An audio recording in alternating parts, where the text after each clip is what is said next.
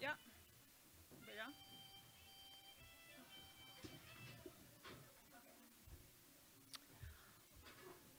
Gott kvöld, alt somul. Altså er jeg glad for at jeg snakker folk. Til at nå har vi korset ser at jeg hadde tilvitt om vi evner noen ødlære ikke lykke henda mannen. Og det holder videre at øye spennende evne, og at sånn jeg møtt her i kveld, mester at det er øye som ånder som jeg holder det godt. Bare sier hjertelig velkommen, og vi får bare begynne, vi tar faktisk en øye lenge skra, så vi vil nok så strømme igjen. Og bare sier til at det vil jeg og så Nina Brocki, som kommer å være årstørre, og tar framlønner så ber til at sette noen farespurninger at denne. Og så har vi denne kaffestek. Vi tar en kaffestek klokken 23. Og jeg skal gjøre hver vi at dette tiltaket blir strømt, og så blir det eisen gømt av åkere Milasavne og heimasøyne, og til en parster av framleie tilfell. Vitan om at jeg det til øye tøyninger meg. Og til en øye gåer og faktisk nok så bølge mat det framleie tilfell. Så heter det som vi da har gjort. At framleie skrivelig tilfell i sånn. Nekdurer. Så bare det videre alltid, men det var ikke tid som personer kommer opp på til mer vi som standa her oppe.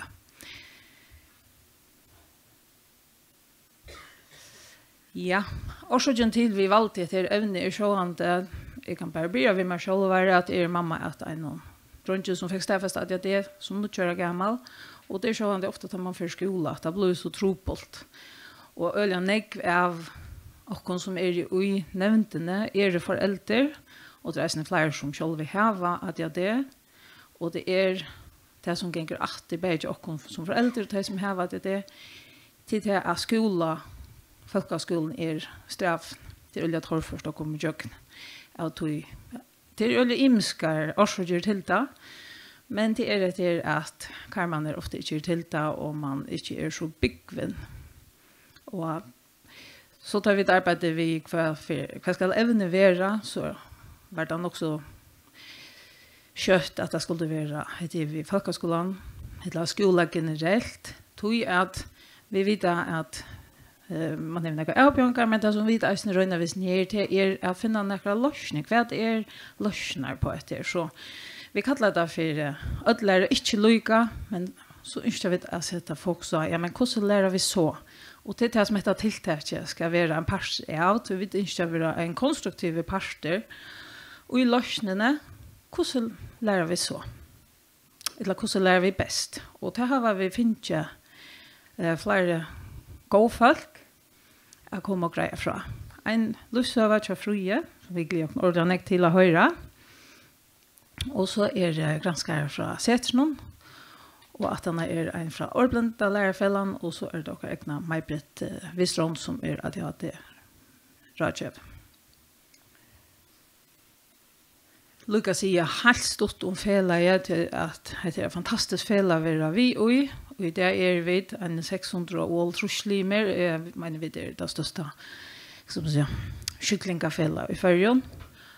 Og det er vi veldig glad for at faktisk har ondt vi felag til kan det være ringt å få limer, men til har folk eller vi så ikke at det er et størst innskje om at få mer tilvitt og få bedre kår til folk vi at det. Det er dere høves endamal. Det høves endamal som at et av det å jansette psykiatriske vi fysiologiske avbjørnger. Og at å få fagligheten opp av stånden, og til reisende, jeg tror vi heter tiltaket. Og så brukar vi det eisne til lovene som, eller til paragrafene som i badnaretten da satt man om at alle bøten har rett til jambjøs utbygging. og det retter som vi bruker og gjør hvert vi skal landgjøsene utfylle til. Man har ofta med hva det som hender, hvor får sånne bøten, at det var sjøsfyr, og det reisende rett. En årsak at psykiatrien rettelig unge førjen. Barnepsykiatrien fra sørst og i nullen. Så det rettelig nødt til pura rett. Så tog virker det snille voldsomt, her man nu skal til at ugrønne snakk og oppfinne alt det som har vært det har vært hørva. Det vet jeg nå, det hjelper noe som diagnosen blir visser. Det inte så att hvordan jeg har det. Det inte i var sant. Vi har også i 5-6%. Osland det också mellom 20 og 12. Man sier det 40% arveligt. Man kan bare gita at førjen kanskje det mer enn 5-6%. Ja, så det negv. Ødler ikke lykket. Jeg vet at vi kjenner at det er ikke noen kroppe. Og hvordan lærer vi best? Jeg vågner at vi har vært her i kveld, og for henne så vi nekkloggere på det. Og vi har finnet en ordentlig flott stol fra Rinkeby. Det var her 4, de låte stolen, og vi har finnet Finn Tamberg å komme her at si noen år. Vi utrolig takksom. Det ikke år som kunne si at det gjør vi kunne gjøre til arbeidet. Nek bedre. Og gjøre det bedre for folk at det først. Gjør så vel, Finn.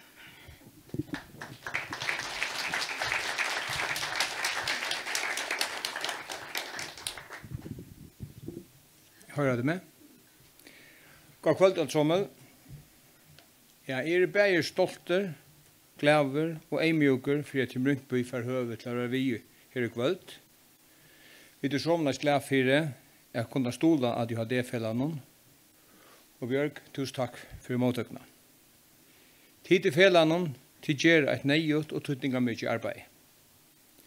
At jeg har det og avvirker flere, ikke bare de som har diagnosene, men sannelig eisene tar av familier, viner og næromkvarv.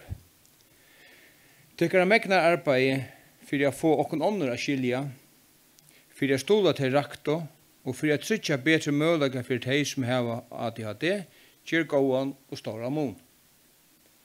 Vi har varspaljås av ADHD, bråda til nye tabu og miskillingar om ADHD, som fela skapar til en fellesskap for bøtten, ung og vaksen, som har ADHD. Og just det årsaken til at vi ut i Rynkeby førjer ikke å stola ADHD-fellan. Vi ut i Rynkeby være eisne ångtøy miskilt. Så vi vil høre jaunan, tid sykla ena for årlig til Paris for å stola krabbamennsfellan. Til pura rett. Jeg vil sykla sammen i øtlen hinne rynkunnen i Norrlandon til Paris. Men vi til Rynkeby førjen har valgt å stola øron enn bøtten ved krabbamenn. Så vi har valgt å stola flere i øron og i år eisne taimon ved autisme og etla ADHD. At gjøre nekka godt for ånder i okkara før i bøtten og ung all tottren tja til Rynkeby. Ta vi stola det områdende for okkon at stola sætjer som skapar en verlig brøyding for teg som vi ikke stola. Ta tid til felan gjøre for bøtten og ung av all stor tøtninge ved dagsens samfunnet, her vi tog en veldig daglig høyre om avbjøvingar og i okkara bøtten og unge hava a strøyast vi. Ikke til kunne sige at ADHD ikke alltid skjønnligt, men det avvarskar gerande stedin til taimen til rekar, og som krever at vi skilja og stola i støvene. Fela jeg kan og gjer tannmån, og hese bøtten og unge hava tørva. Det årsaken til at vi til Rynkeby førjar ikke å stola felan og just hesen arbeid. Til okkara vogn, at okkara stol kan være vi til å stola til stora arbeid til gjera, og kan være vi til at til framhaltande kunne gjera hetta megnar arbeid. Det ligger nekk og hardt arbeid for stavn, bæg vi tog som tid langt har sett i versk, og tog som kommer skal. Vi sannført at det fer at heppnast, og at felei fer å nå enn langer fram av lei i framtiden. At enda vil jeg enn ena for takka öttom tykkon som en parstra felan. Bæg tid som virka i felan og taimon tid stola. Tid en sterske felaskaper, og tid gjer en stauran jæliga mon og i løyven tja taima menneskjo som rakt av ADHD. Og i Team Rynkeby fyrjan vi takksom fyrir at vi kunne stola, tykkon og henta hot, og ikkje at tykkon best og etne i arbeidene som ligger fyrir stavn, enn ena fyrir, takk fyrir at vi har boin vi, og takk fyrir det mekla arbeidet til gjer.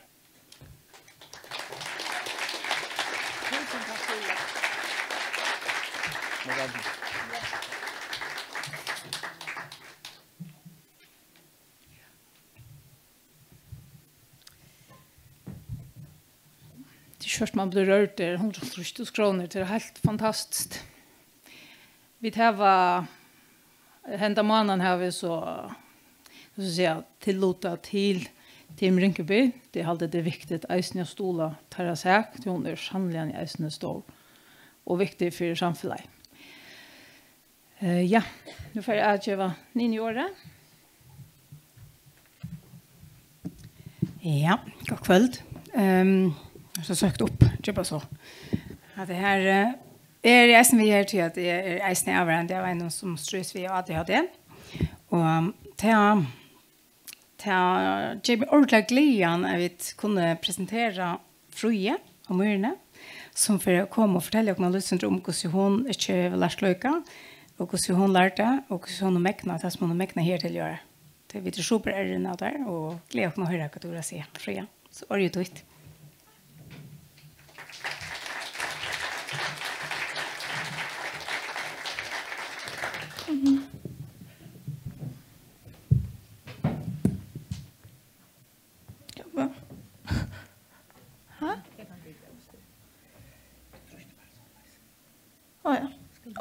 Ja. Det första för jag har såna mikrofoner så jag vet inte om du har brukarna men ska det första för det? Tack så gott. Hej. Jag heter Frøya och är 20 år. Jag fick staffest att jag det i juni 2019 då jag var 15 år. Och tar bara skulle börja 19 flotcha. Och jag började så och på medicin ta isne men som jag snack på öron så tog det lunch att finna att han att ta rätta mediciner så tog jag rycka det liksom helt körla att han inte flock och jag blev Leo i Minam och i sommar och så att man ner att läsa vad göra men akkurat nu så ja som det så jag blev nog bred i knäna och fokuserar på sin rapport så komma film. Och tog ja, vi glömde att det uppsi. Och så vad gör det? Ja, så jag vill fortälja dig något syndrom mina folkhögskolor och hur är Björn är här och så att han har det min namn och så får jag fortälja syndrom kvart rycka i firma och hur slags nätar. Kvart rycka i firma och jag skulle se lärde bäst och så att ända så också lugg mina några så problem eller trubbelagar som är halt i bäst skolversion generellt. Så I minns inte alla mina folkhögskolor till att ja hon är slunche men mina erbjudningar börjar i 15 till 17 flotcha och jag var så där i skola från vad jag kände och 19 flotcha tror jag det var så rikt. Men lärarna och högskola gör det så bästa för att hjälpa mig. Så nästa som det kunde men det är bara så det är nästa man kan göra. Men hans största erbjudande som jag det var att skulle sitta ner alltså sitta still och lusta. Det var rätt trubbel där för vi i timmen och jag helt var nästa stort jag bara sitta och ta så att han som så synar av. Och till det så jag folk vi att det är väldigt ofta så hyper eller rastlös och till tror jag att vi alltså i hela någon så har vi såna som dopamin och noradrenalin skibaner och tja folk som vet det ofta redan så svart så tar vi dopamine fettler så kan det føre til hyperaktivitet og det var som en rätt stor utfordring till mig. Jag bröt henne för en stol i skolan och tog det så att och vippa så när var någon. Och det var helt alltså vi det inte vita 500 var rätt vi inte skulle till det kunde brottna men det tog jag det var det inte tumt i akta men det var bara att min hela han lukar som kräver stimuli alla tonar så ta det inte så intressant att lusta så måtte jeg bare gjøre også annet, så det var ikke vi vilje til å gjøre det. Tror jeg at, tror jeg enn ved det, så vil heilen lykke som motiverer av det som man heller er spennende, eller stort litt, og ikke av det som ånder er viktig.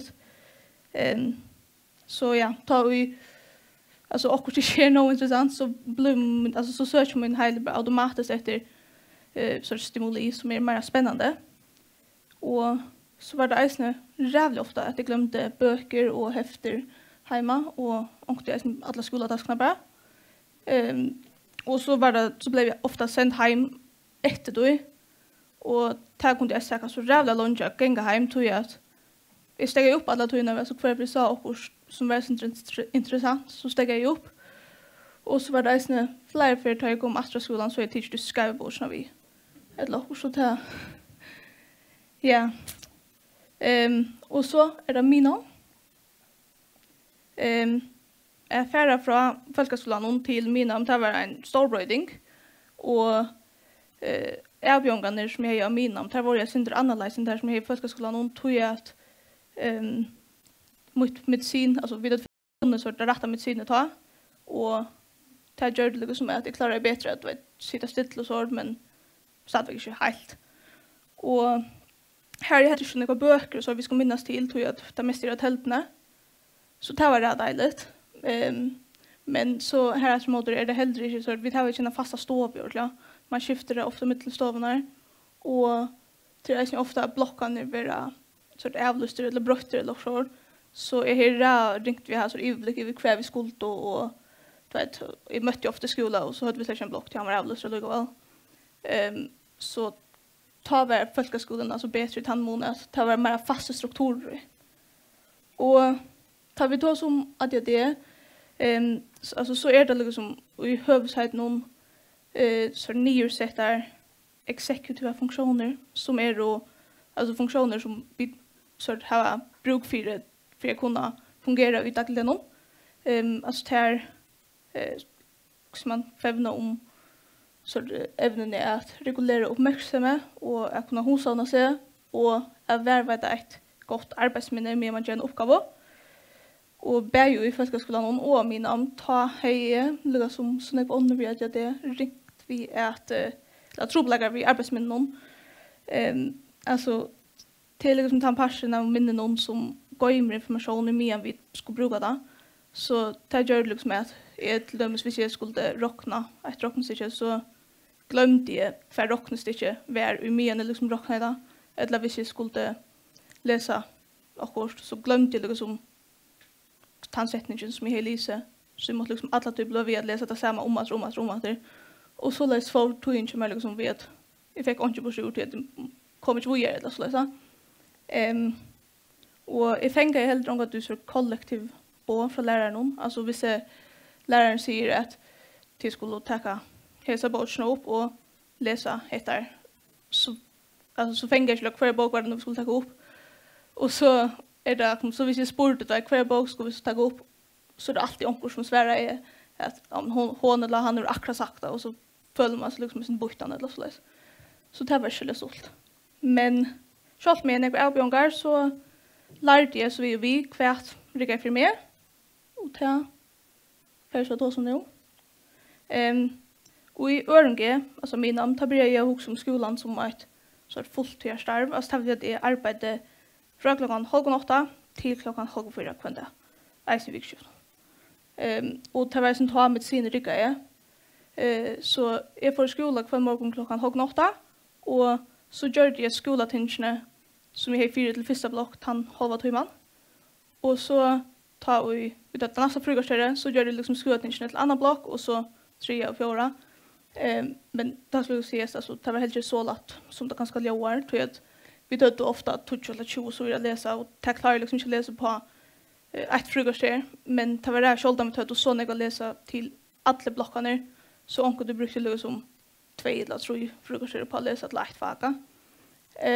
Och som jag så nämnde Johannes så är det flera folk vet det som har trubbelagar vi arbetsmännen så händer rutinen hjälpte mig som vi inte ordentligt så glömma det som är hela fyras till alltså skoltingen Aren tog började och det gjorde jag så lätt att jag kunde slappa bättre av när jag kom hem tog jag att Aren började hitta så var det liksom jag följde med utmattade jag alla tog att heja mycket fru eller så ska man säga och det var en 2 med sina rika jag tar jag gjorde det i skolan så jag var väl att ta gjorde det hemma så hej finns några på rolig väl och så fick jag en tillgång till det som heter Nota det är en hemmasida eller en app här som det är nekvar lågböcker ja och det har gjort väl till så kunde jag liksom lusta efter böcker någonstans för att läsa där och det har gjort jag nekvar till en faktum här som vi faktiskt hade fysiska böcker att tacka vid till så hvis jag glömde där så hej där och tältene alldeles så kunde bara finna Nota och så ja så mer hjälpte jag att sitta främst och arbeta framför läraren tror jag visste att på grund av att han nysätter executive funktionen så hej jag tror på vi att liksom börja på en uppgave och faktiskt göra det som jag skulle göra så jag sätter mig alltid främst tror jag så följde jag liksom att jag kunde göra något annat än att sitta och lusta läraren tror jag att vi ser till dem till tids med telefon fram så hela läraren sätta och så är det avskriva min karaktär och så tar de inte och tar vi så skulle svära spårningen eller göra en uppgave till också så valde jag alltid att sitta inne i sovande framför läraren och tog att så följde jag mig liksom nöjden till att göra det som vi faktiskt skulle göra tog att hvis jag så stört det så är läraren där och säger att för jag kommer nog göra det som du ska göra och så är det som kallas Pomodoro-tekniken. Han handlar om att byta uppgifter ner i smärre parstar vid stort paus i mitten.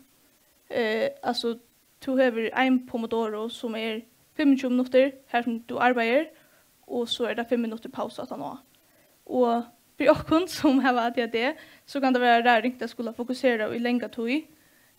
Och tog hjälper heter nekv som är i alla fall att eller som får en liten paus i mitten. Till att du så har just 4 Pomodoro och så är det en längre paus på 15 eller 30 minuter. Och det som jag syns så delvis ner till att du kan alltså som man gör så där att det passar till tiden. Alltså hvis du inte klarar att fokusera 25 minuter så kan du bröda det till 20 eller hvis du har bruk för en längre paus så kan du bröda det här till vad jag 20 minuter eller 8 minuter eller det som passar till tiden. Och här så nekvar appar som du kan downloada ner i tältena eller telefonen eller vad det är brukt så en som heter Focus Timer hade jag. Och så är det lite några andra ting som det går för mig. Det är bara att jag får ut och läser åren, alltså skolan börjar alltså i sommarferien och hukte efter skolan och kvar flocksföljande var och så läser jag att allt är svärt så där nytt kommer. Och så har vi sådana sovkroppar från hornene som jag brukte rävlanex till sådana som är formade från ett till en öra. Så du höjer inte larmet ja, det är ju gjort till att sova så du har helt kört med svart gröna tås av det. Men det var det som är väl det här va så jag skulle förstå det. Och så är det som heter Magic Chart till så det som det så upp jag ser mynten till det som alltså jag brukar den ta i skriva i bredare verskalan. Så kan du liksom alltså så diagnostik på papper eller så som klistrat väggen. Alltså men det är inte klister det är statik eller så där. Så kan du skriva här på och ta jag alltid den till att ta jag lägger mig sov om natten så var det alltid effektivt så onkel tankar i huvudet. Och jag måste bara skriva den i vänner vet jag annars så glömmer jag där. Och ta minns mig faktiskt att jag att ta i första skolan och ta är det väldigt ofta att man får såna impulser att hvis jag onkel lär sig spåring alltså så svär du bara att du glömmer några handen upp och så får man sin själv till man inte kan handen upp. Men till liksom hvis man skida här nu så glömmer man det. Så tar man. Och så är det mycket råd långt vid ADHD som inte tränar minum superkving. Ja, först och främst så vill jag veta att man ska ta så upp om man har ADHD. Tror jag alltså ja, om man inte vet att du har ADHD så kan man inte hjälpa.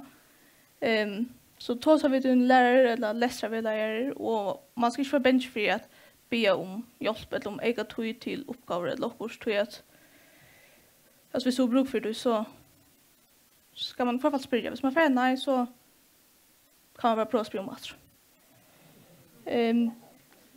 Och det är så viktigt att man gör det som rikkar för en självan. Alltså nu har vi liksom fortalt det syndrom hva rikkar för mig. Men till skickligt här rikkar för ett lånder. Så man ska liksom bara pröva sig fram. Jag kan tänka att tog att finna så ta rätt balanserna, men tar man finner ut av hva rikkar för en självan så blir det glattare alltid. Och ja, jag vill liksom säga att tack mot alla hjälpene som du kan få. Det är bättre att ha alla hjälpmedel och så inte bruka där än att ha bruk för dem och inte ha där. Så tantutninga mesta hjälpen är att finna till från min mamma och min tjejke. Och i folkskolan hon tar sig till mamma till dem i samband med mina lärare och bättre sort eller avtala att här skulle sända en teltepost mamma kunde om vad vi tar och jungkinge och för jag skulle tänka vi tar och fyra och så där tar var en neklattare att ha som iblik då tror jag att jag glömde det ju bara när vi men så var mamma ju och kunde fortälja mig vad vi tar och fyra så och av mina så valde jag så bara att ge mamma kodna och mailen som är alltså till glasmailen så att hon kunde logga in här och så att vi lärare skriva och kurs och tar vi få sorts skoting för så vi kommer det nå här.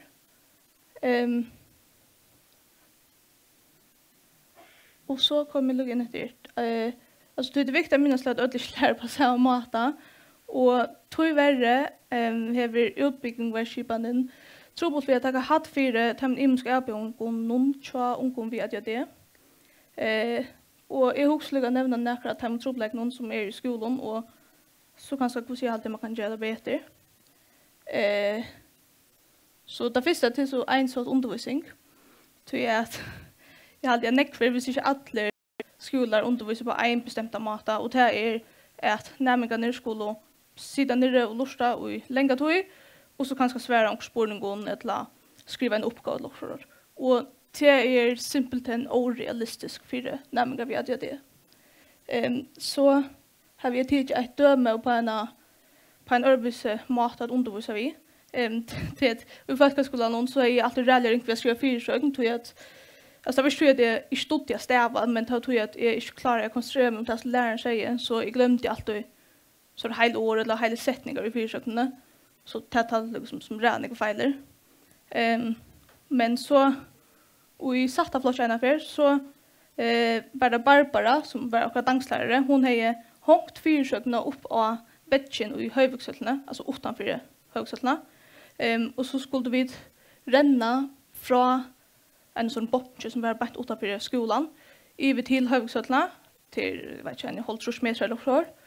Och så skulle vi minnas så mycket som vi kunde alltså läsa och så minnas så mycket som vi kunde. Och så renna över till hembottjen och skriva det ner. Alltså skriva det ner så skulle vi renna att fram så här. Och det var första för när då att jag klarar jag en hela fyrsök utan några fel. Och jag var nästan första svallig. Så alltså jag slik med det kommer mer till så att jag för ska jobba här till ett först till att man kraftlägren och att jag vet ju är förringar och försöka mål så är krövnet till alltså först hackre men som säger Janne så har vi eller fick jag kom till nota men här blir unga för ska läroböcker ja eller jobböcker på några mata och man ska ju läsa näck för mig då så är bråkar med en från där och jag fick veta att alltså och läroböcker kunde saktans läsa upp eller läsas harskt och jag också lägga visa till vad det menar vi tar det så att men Petur var fri. Rikke, det er ikke for lov fra jer. Papir derude med den handler smatter ombord, taget helt i længe i væde armod i husinum jatemum, 10 børn inde i vore i nokler, og sjukle vore til øl, sig de har gjort det ude i en sol vel, at han tok tvæge til ringestu. Nu var bare Petur efter hema jamamuni, tværsystra vore i udgiftar. Altså, det er simpelthen ikke noe godt. Og så er det der skrivelige røntene. En av de vanligste løsnene som nemmer vi gjør det for å bjøde, det er langt tog til rønter og protoker. Og om jeg minst rett, så var det skrivelige røntene vanlig 5 timer, og så 6 timer vi langt tog. Men trobladjen er bare at når man hever det, så er det bra ringt at skulle sitte ned i arbeid i 5 timer ut i 1. Og så tar man for liksom en egen timer her som du skal sitte ned og skrive til, altså til kjørlen løsning, det er liksom bare trobladjen verre. Det er ikke togjen som mangler til maten rundt den for fram som er trobladjen. Så jeg har ofta hukset at det har givet nekk bedre mening hvis man brukte den egen timen til pauser i midtelen. Altså så la jeg si at til dømes hvis den vanlige tøyen er 5 timer, så kunne man finne 15 minutter pause i midtelen for en time. Så er det stadigvæk 1 time langt tøy. Det er jo bare ikke så nye, at du sitter og skriver og gjør oppgaven eller således. Og nå vet jeg ikke hvordan det er i underskolen, men jeg prøver å lese. Her er det således at alle nærmengene er uten langt tøy, tar sitter inn i høtlene og gjør røntene, og nærmengene vi langt tøy, tar først inn i et annet høle, for seg selv å gjøre det.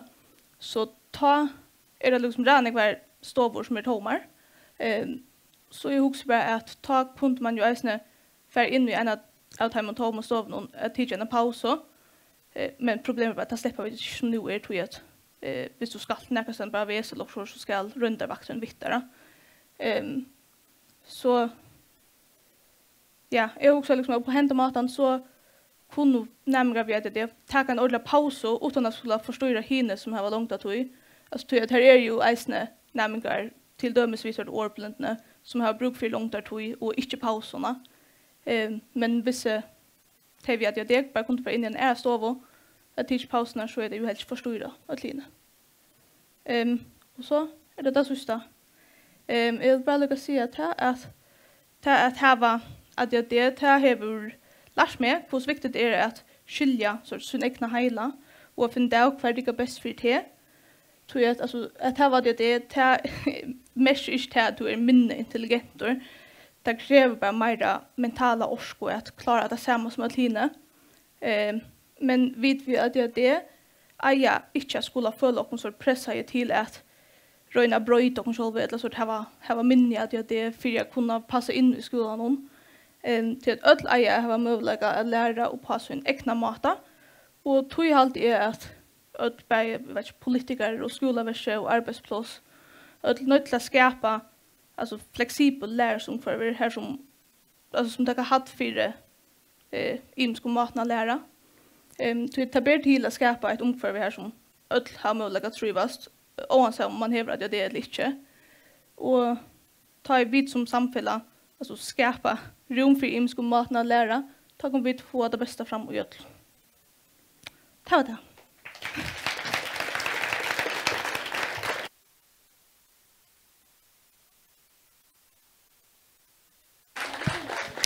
Ja. Stett om dette, Frøya. Hei, Frøya. Hei. Jeg hadde ikke blått. Det heter akkurat som det skal være. Man skal rykke seg bedre hvis det er røst. Jo? Ja. Altså, du er så røsk. Er så klar i hvilken skole du er? Jeg vet ikke om du har stått, men jeg hadde for den. Jeg hadde ikke gjøre en håndtatsvett. Jeg hadde... At hun kom så lengt er utrolig. Jeg har det som lærer det er spennende stand å høre det som du sier i mån til hver avtog man gjør i skolen. Det er kanskje ikke så relevant, og jeg tror at de fleste lærerne vil ordentlig gjerne møte som bøtte noen som strøs ved å gjøre det. Så takk for at du skal til det. Så har jeg en spørning. Ja.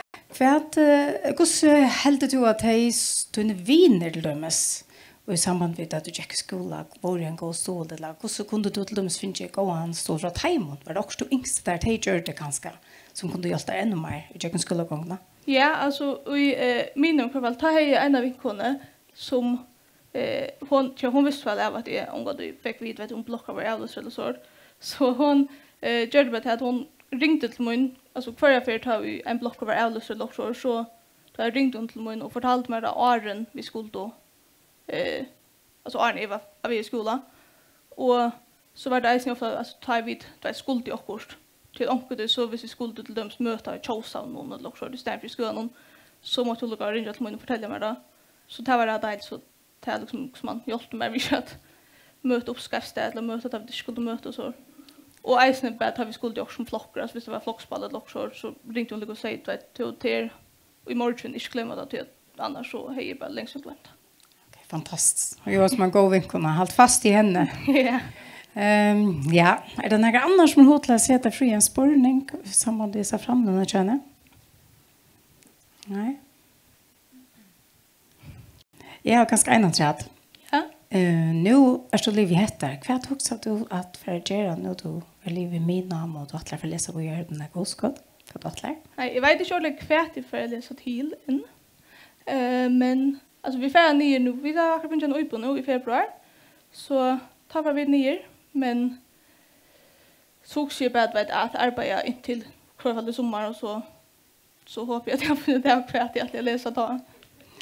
Ja, det går så där. Men still att det är atchersföljelsen. Det är så viktigt det är som vi är här som ett färast alltså skolan och alla ställen så skulle väl lära ett la väl lära hela tiden eller onkel som då vill det trycka någon tossa vi kan man gå och hålla fast. Ja. Vi vill gärna hanta där en lite hälsa. Ja. Ja, jag också Lucas säga att det är tusen tack för det. Det är lufsönar som hesar som gör det så att man humrar arbete eller man motiverar att man arbetar vis ner. Så att man ser hur väl det hjälper att få stäfesta det och få att hjälperna och ta familjer få så hjälperna hos nekta bröt. Det är helt otroligt. Så tusen tack för det. Vi har två fortällningar lufsöver så visar du eisen i öron att det är vån och till detta allt handlar om. Du vet att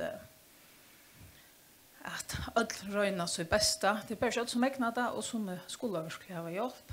Vi må lukka att tacka Einar ärare till henne som jag känner allra bäst och det är alltså mamma Fröje. Hon är helt fantastisk och helt otrolig. Alltså hon har vi inte gjort en eld och vatten. Och Myrell. Och Myrell, ja. Det är otroligt häppen och det här som är så, ska man säga, att de böten som har föräldrar vid resursen, att de klarar det ofta öliga väl, men vi måste bara för att allt skulle klara det öliga väl. Ist det? Det är nu en håndträtt. Och inte minst Mike nästan.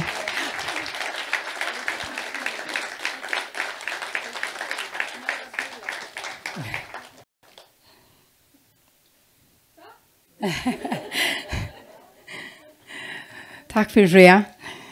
Ja, så får vi ta flytta kom vi här i Skråne. Och det är så att Udiasetron är en oallmäntliga spännande verksamhet för en gång. Hon snurrar som co-teaching. Och det är annonsförsend att allt när jag sett någon och det är så att vi tar Fride Paulsen vi och ner hon för att fortälja något lite om så verksamheterna och syndrom inklusion i förrjun. Fride, kör väl. Kör en hand. Det här var headset.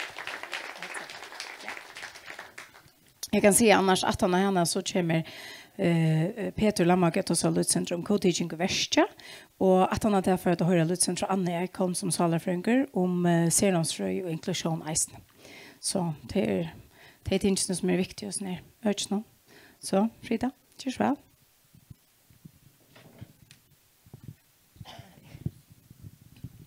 Så är det här.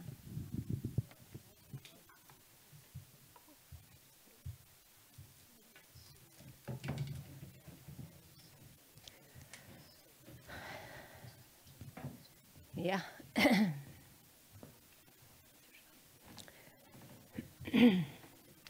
Ja, jeg er jo en av 3 øyne som på co-teaching verskatlanda og som skulle greie, nok mye første greie, sinte fra fra mine granskningar verskatlan om inklusjon i førska folkeskolan.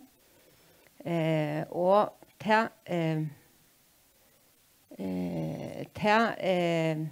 han verskatlanen kom faktisk åren, eller han granskningen kom åren da den her co-teaching verskatlanen var sjåsett. Og det kommer Anna og forteller seg mer om, og Peter kommer til å ta om hva co-teaching er. Så det som jeg kommer mest til å ta om, det om granskning av verskatlanen kommer, om hvordan det stendte til vi til inkluderende menning av til inkluderende skolene og i førjen. Og det snur seg eller nekv om nettopp det som tema i i kveld, at alle lærer ikke lykke, og hvordan klarer vi best, og nå er det akkurat Horst og Frøye, hun har givet oss et råd om at for at kunne gjøre det så at bøten og ung trives bedre i skolen, ja, men så må vi arbeide vi at skipa undervisningsene fjellbrøttere, kan man säga. Att bjöa till unga och bötten och unga imiskar hatter att lära upp på. Och jag ska gå tacka till. Så det är det som inklusion i grunden snur sig om till att skapa en mer skipavan, rymligan folkskola som kan välja geva ötlom bötten och ett gott skolatillpå. Ja. Så det är det som jag kommer att fortälja om, och så vera punktene ta nästa och 3 och 4 ta vera Anna och Peter som kommer att ta som det. Yes.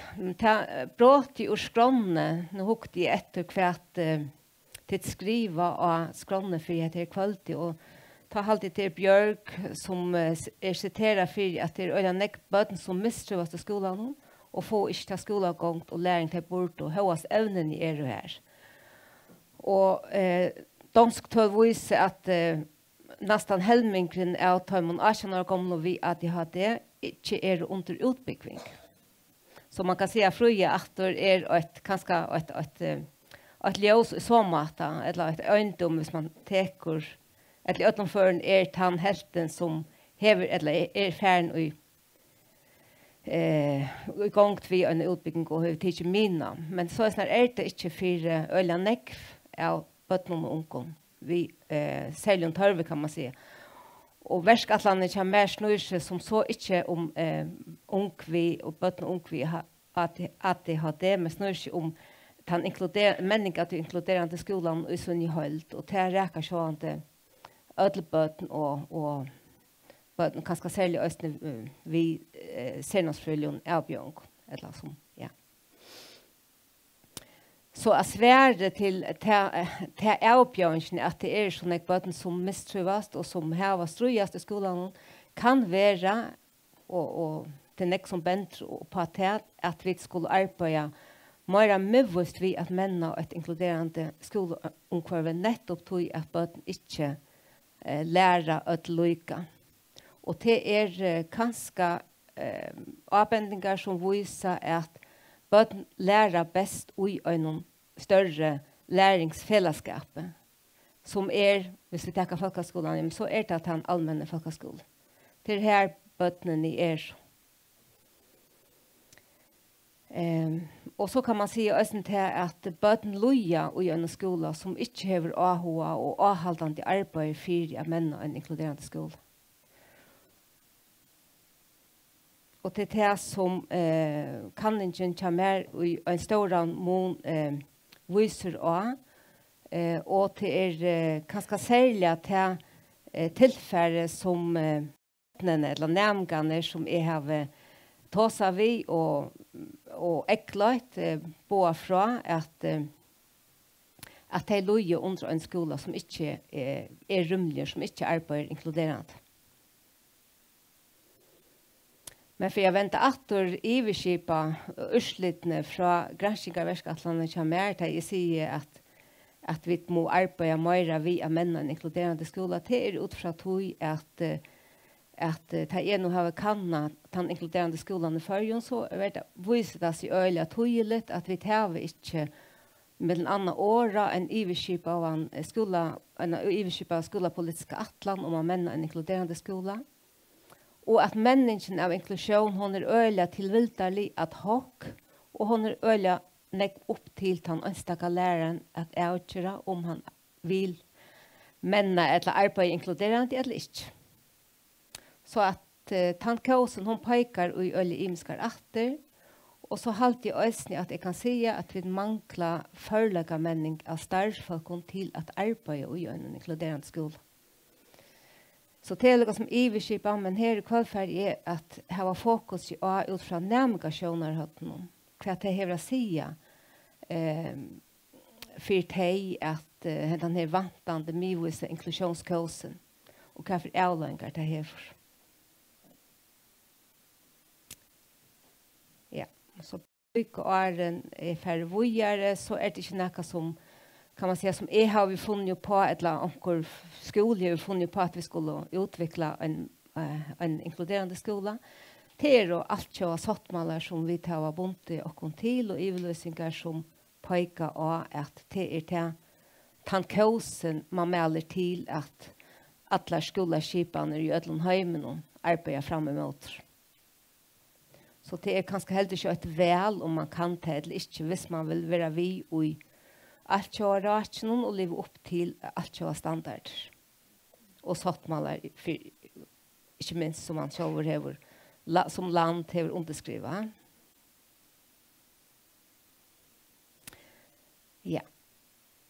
Man hever nekrar imiska, kan man säga, definitioner på hva inklusjon snur seg om. Det som mer damer aller best, og særlig at man arbeider ved bøtten og skal kanna om de halta og merke at skolen arbeider inkluderende. Ta det ofte i bruk, jeg ser de 4 kriteriene om en skole er avvist at menna inklusjon. Og det første til at de er til steder fysisk og i felles læringsrommen. Det neste til at de har mulighet til å være visken i skolen. Ikke bare til at de er her, men at de også får mulighet til å ta visken lot her som de er. Og så tar 3 at være godtidsen. Og det er mest at den inkluderende skolen det er ikke nok at man bare er her. Man skal også være yngstor og gå til ikke så løsner som man er. Og kanskje at du i maten man lærer på. Og kanskje også at du i støyen man er av. Det er 3. Og så tar 4 som alltid er øyelig tøtninger mye og kanskje avgjørende og kanskje er skjæringspunkt i midten til den rymlige skolen og den inkluderende skolen. Det er her vi at den inkluderende skolen sett som krav at ta skoletilbud som man er uverlig gjør et godt skoletilbud, at man lærer her man er, og ikke bare er her, eller bare trives da, men at man lærer. Ja. Og så det taler som de kriteriene som er brukt til er så for ut at ta seg vi bøtt. Og jeg tar seg og eklet 26 namgar, og minnes det er en liten pastor av Granskninga Verskatlandet, som snur seg om namgarna, og jeg spurte et møvelig ånder, lærere og politikere og rådgjøvere og undervisere og første søgner. Men jeg halte det som var det mest avhåverdet, det var faktisk det som bøttene kom vi selv, bøtten og ung. Og jeg tar seg vi 13 bøtten som gikk i særskilt om tilbåen, og så 13 bøtten som gikk i vanlig skole, eller vanlig flokk. Ja. Og det som jeg husker, det som jeg så fikk bort urtøy som bøttene søtt, og det var at man kan faktisk bruke det som løyvisere for å kjipe en god skole. Og det som jeg så analyserer meg frem til hva det var, ja, men det var en inkluderende skole. Det var samarbeidsbøtten en god skole. Så nämka sjónarhåttene kan si noe om hva det skal til for å skape en inkluderende skole. Og det snur seg, og det har alltid østene vi har sett i framløn og framan undan, at det snur seg i stora mån om at enterhåks innholdet i skolen og skipene og arbeidshatter.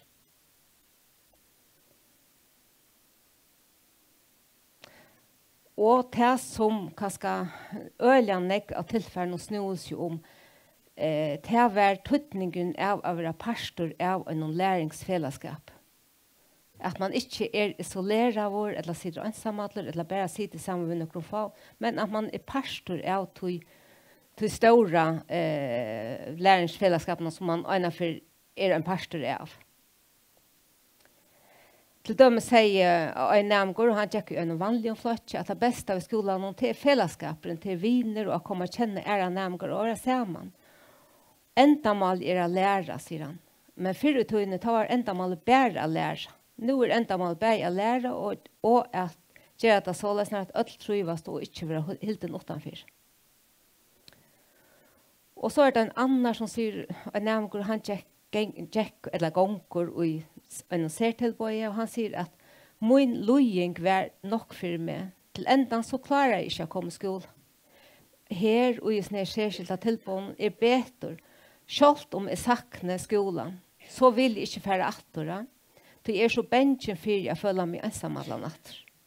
Og jeg har i yngste skolen hokset mer om trivna.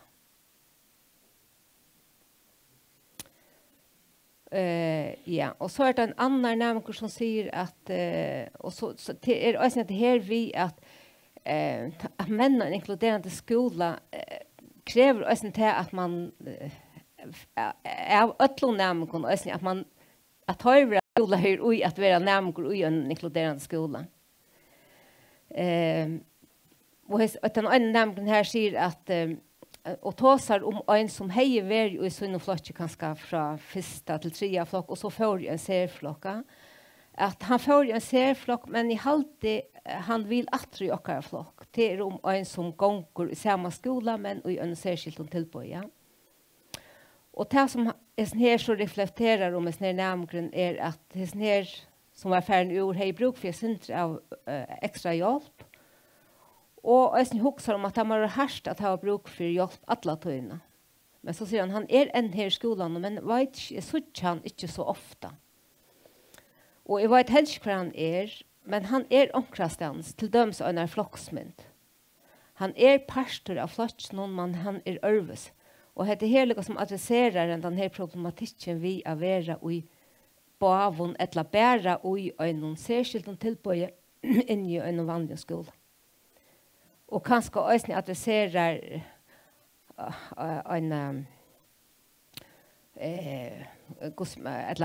at man vil nødt til at enderhoksa kanskje akkurat skipene som vi å bygge i et innrett å komme på. Og sin øvelse. Og kanskje mer i en inkluderende retning. Og så det en annen som sier at jeg halde til 4 måneder vanser vi har vært i en serfløtje. Det godt å få hjelp, men så det sosialiseringen. Ta et og først i frukost, vi en liten bølge, sammen vi øtlån hinn i skolen. Ta halt i at onke tog han som gonger i en serfløtje, at han føler seg smattende å spela og tåsa. Det vil si at tåsa vi hinn som jo i frukosteren og jo til vanlige skolen. Så det lykke som nærmere, som reflekterer om, og som hokser om skipan i skolan og hese her kanskje skillnaden og oppbøyti av nærmere, kan man si. Nærmere ved seljon tørvi og vanlige nærmere og til tannproblematikken. Og så det, kan man si, heves og inklusjon og eksklusjon tøtning for nærmere. Og til suttja vi at til dem som en nærmere og en serfløtje sier at jeg vil de yngste at alle lærere var lykke i møte alle nærmere. Det her sier at jeg kjenner det ofte som det vil ta seg vi åkne serfløkken som lydelbød. Jeg ikke at være vifferen som alle ånder. Og så det en annen som sier at skolen kjeler til å lære og lytte. Jeg har mer til i heimafløkken og til vanlige fløkken. Og her får han bøker til første flokk, høyest han gonger i en eldre flokk. Så at det her vi kunne undervisninger differentiere uten å stigmatisere og mye, kan man si. Og jeg sier at jeg føler meg bortan, tar jeg en stol ved meg, jeg halte til kjelet av øvelse, Men jeg halte ikke til kjelt av ørvelse, men med damer ikke av eimukter. Og så vi at det er kriterier noen fire hvert hvordan man kan arbeide ved inklusjonen, til at vi har gått til noe yngstor og virusmetter. Ja. Så at man kan si hvis vi så venter atter til her 4 kriteriene og utsakene fra bøttene, så kunne vi si at midpunktet i læringsfellesskapen at alle bøttene skulle lære å trivas og mennes og bruke sin evne best av nåt. Og ta mest at han inkluderende læringsfellesskapen skal trykke at alle bøttene virken og jævnbjøs lovtakere og visskapere av fellesskapen. Ja. Og ta det sagt, så det som lykkes som har vurstikon, og at det noen trobløker som i skolen, og hvordan man så kan arbeide vid en mer inkluderende skole. Men det som man så ser ut fra tilfellene som har, det at vi arbeider øyelig etskilt, at ta sernasfrøyla kan man säga bøtten vi særlig om tørve og så ta vanliga det øyelig etskilt og tog det at vi kanskje innenfor fagverna kan man säga vi tar oss om inkluderande sernasfrøy i stedet for exkluderande sernasfrøy. At vi røyner å få at sernasfrøyla inn i den vanliga skolan. Så at ja.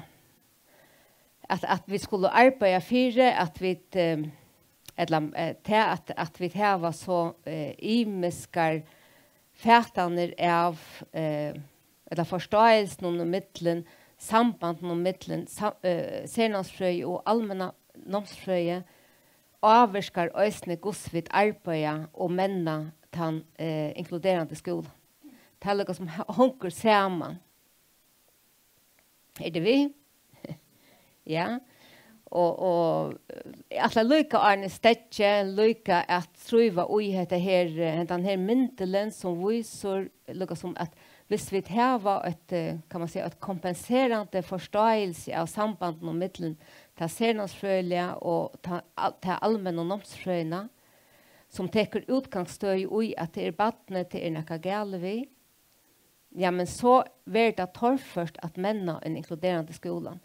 Og man kan si at det som suttje og i min gransking, det at den førske skolaskipanen øyelig basera och på ta kompensatoriska tillgångarna som täcker stöj och i feilen eller och kan man säga feilen och chabatnen men han inkluderande förståelse till som problematiserar skolaskiparna och hickar efter ja men hur vi kan inrätta oss i skolan hur kunde vi göra undervisningen mer fjällbröta så läsnar att vi får att gå och se alla törver chart tömmen imsko bötnen som här i skolan.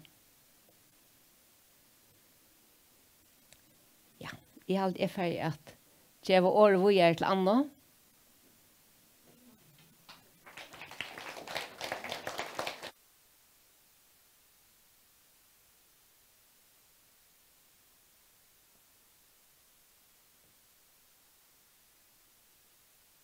Er det fra? Alle høyre? Ja, nå hører jeg som sjålen. God kveld, og jeg bare lykke å si takk for at vi var kommet, eller kunne komme for å bo i. Jeg er en par av 3 øyne som stender her beint. Men jeg finner en sorg. Jeg vet ikke om jeg klarer at halvdene er fri. Jeg husker at jeg tar ikke lykke stafett når vi er her fra som Frida Sleppe, tror jeg at nekv er tog som kan man si at det er de avtøkene som skjer i skolen eisen i måned til å gå så definere den troblage ut i skolen. Hva det som vi sier at bøtene ikke tror hva som mennast, ja, men hva det som troblagen ligger? Og som Frida var Janne, så er det øyne ölen värde den kompensatoriska tillgången som hever värden dominerande ute i skolan och i reala nivåer.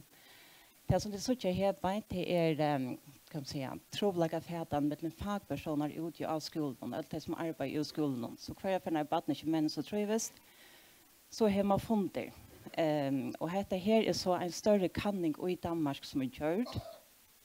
Här det har analyserat ett åtal av ungdom lärare, namnsfröingar, salafröingar, AKT, allt som är inne i ivern.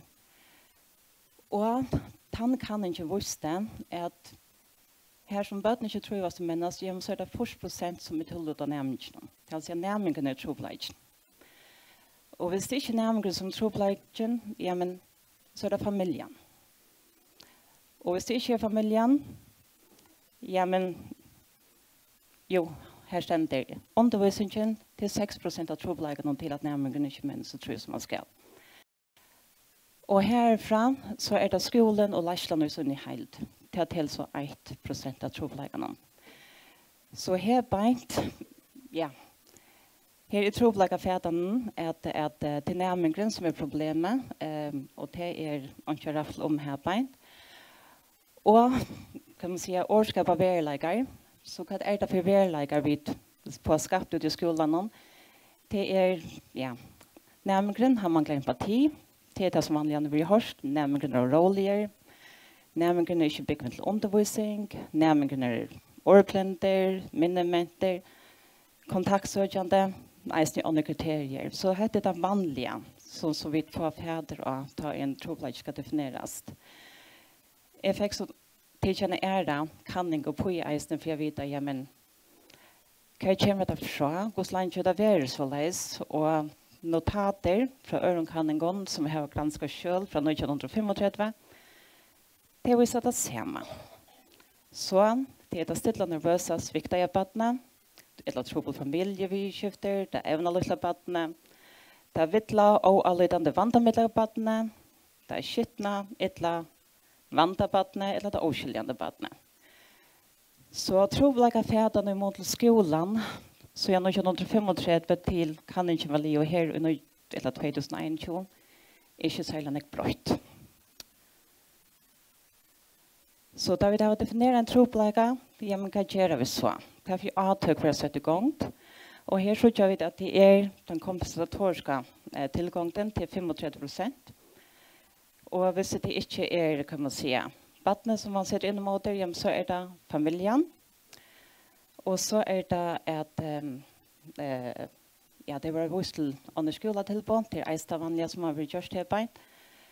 Och så är det ästa att avgörna vara utsatta.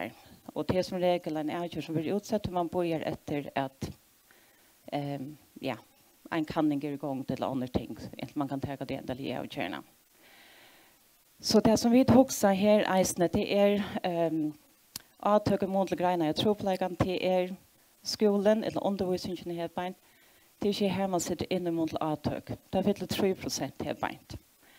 Så da vet jag för en gång vi en coaching verkskatland så är det eisne tror jag vi vill ta hand om de 3% ni här på.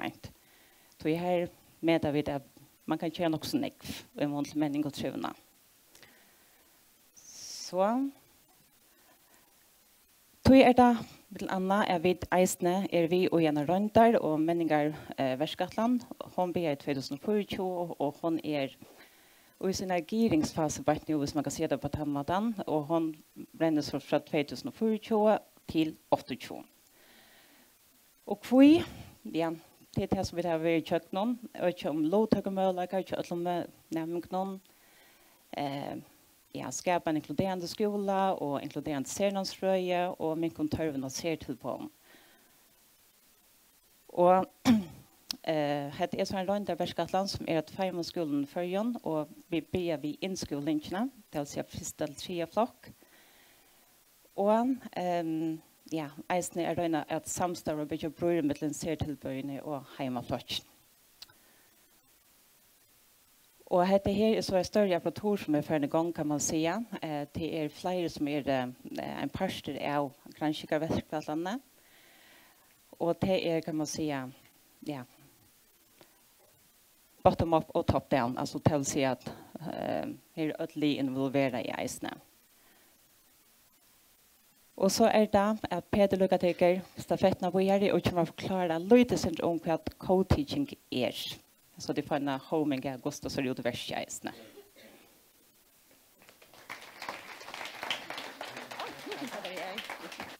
Ja.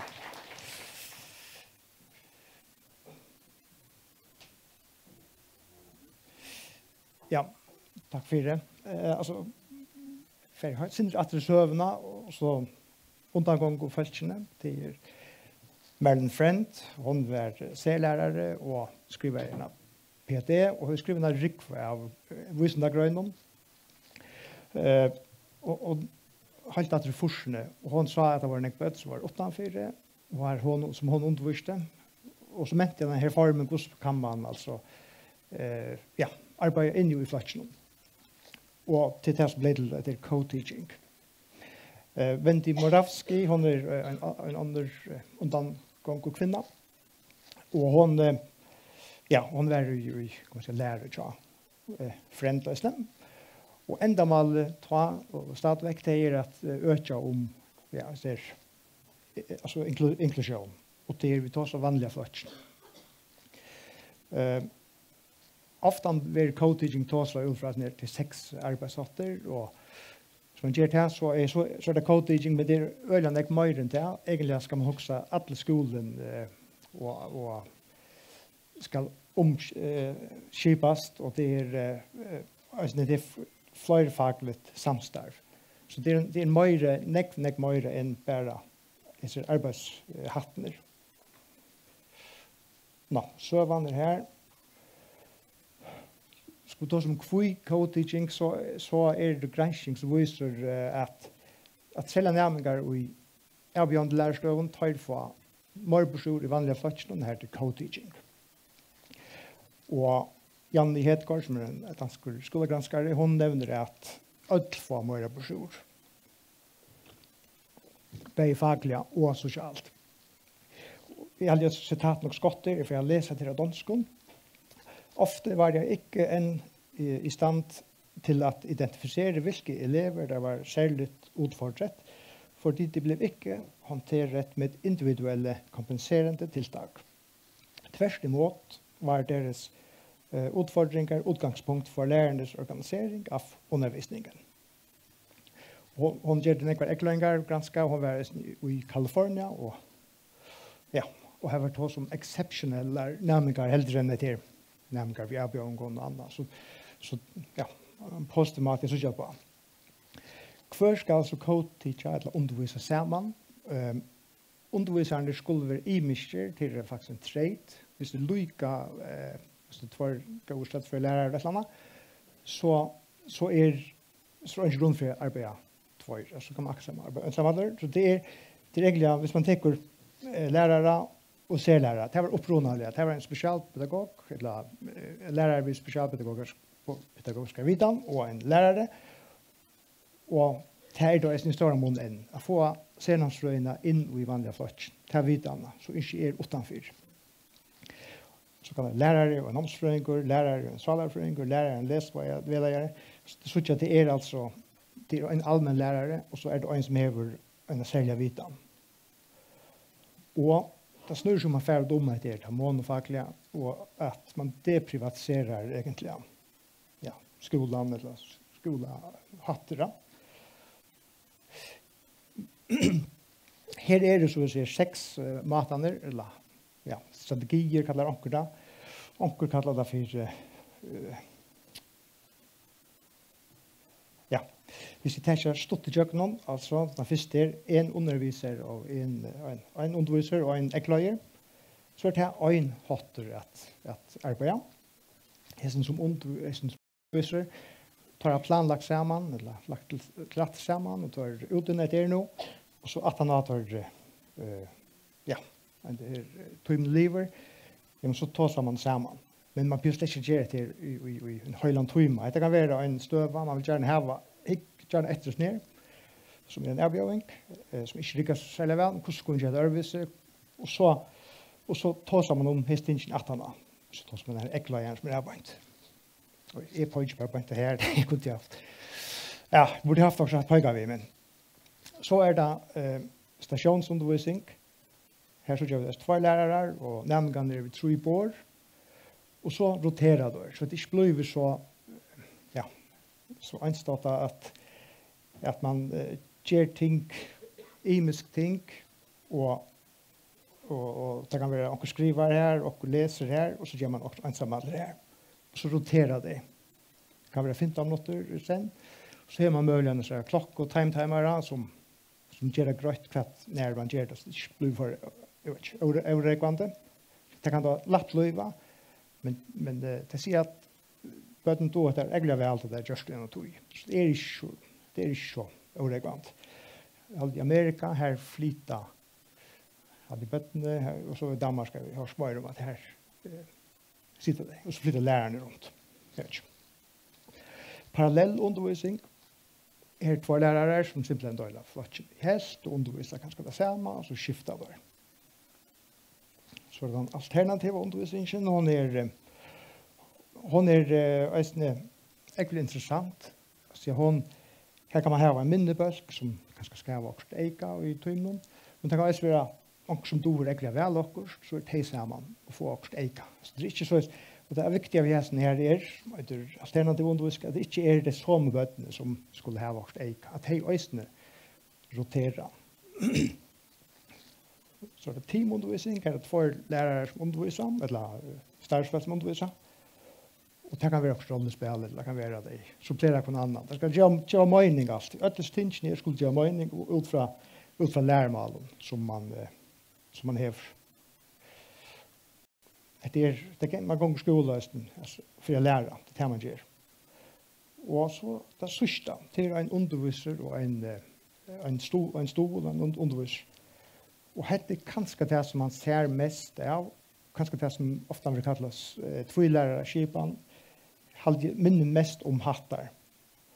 Og granskning viser at her er den minst effektiva. Man får minst for pengene her bort.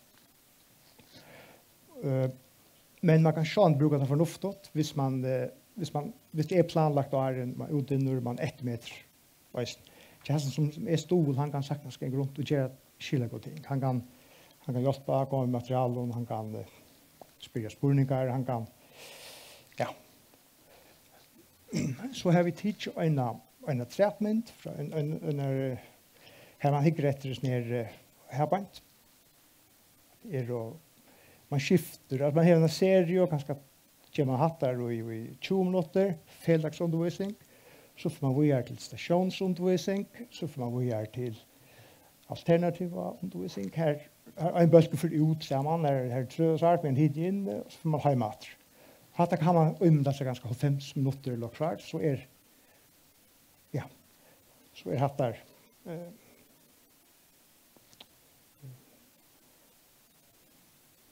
således. Ja. Vi tar som hvordan kan man så skapa god undervisning. Det interessant, eller spennende. Vi versker Atlantiakon til 2 skoler som i gang. Hoksjonen at vi skulle kjenne for gode menn, gode undervisning. Og det 2 fagfelt som arbeider sammen.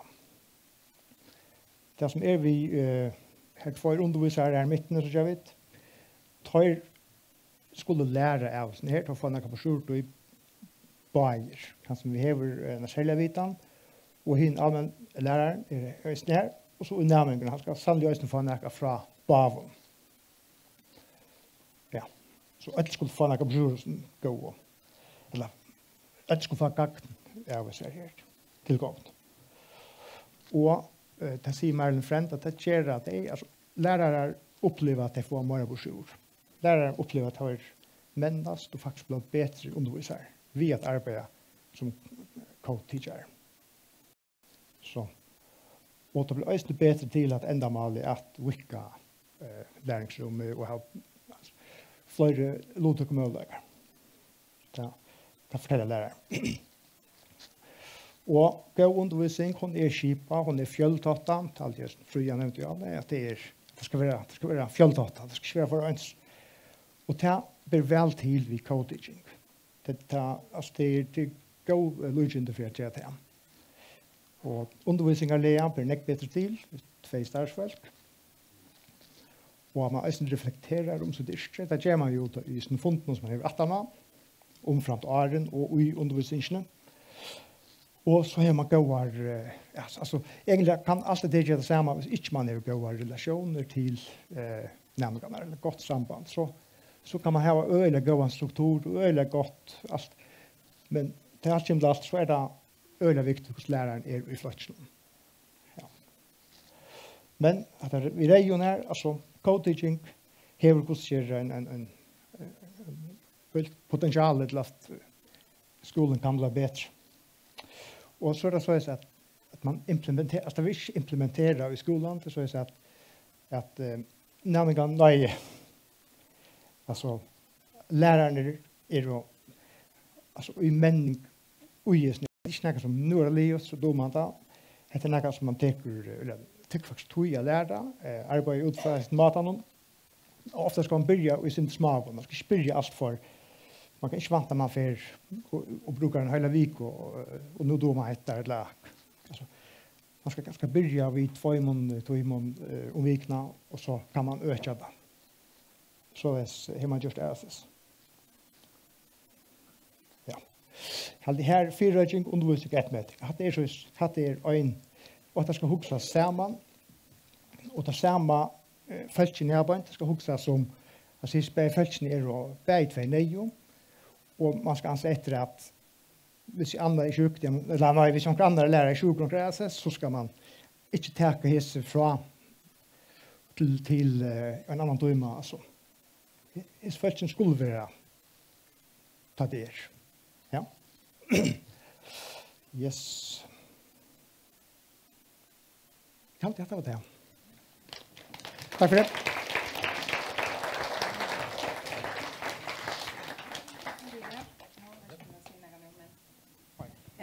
Vi må titta og komme opp her, Anna og Frida og Peter.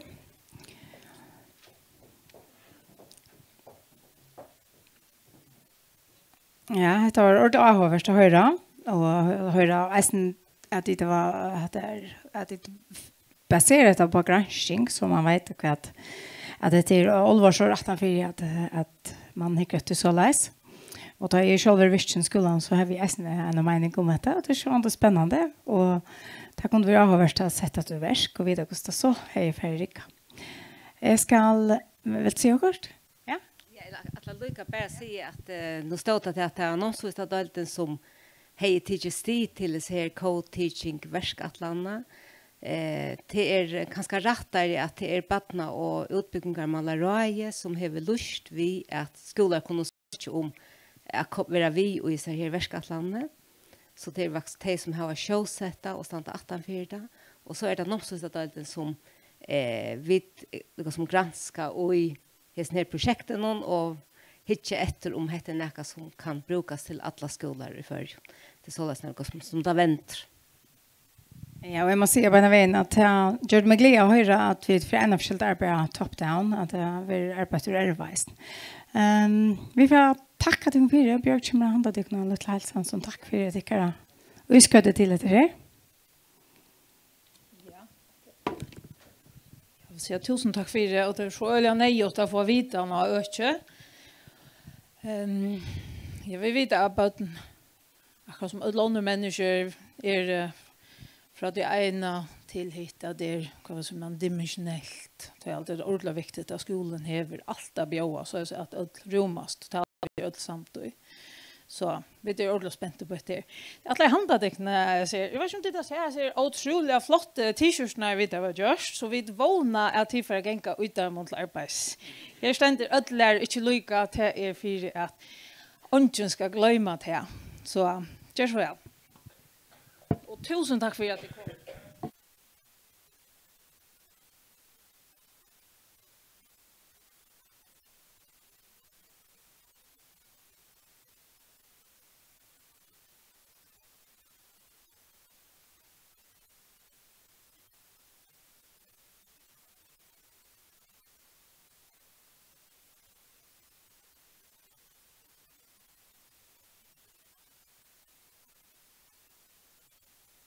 Ja, så er jeg kommet til en liten kaffestekk, og her er kaffe her i Vrede, det er ganske godt å reise seg en liten løte få seg frisk luft, og så börjar vi etter, hva var det, Bjørg? Klokkan 24. Så, precis, vi tar en halv togene.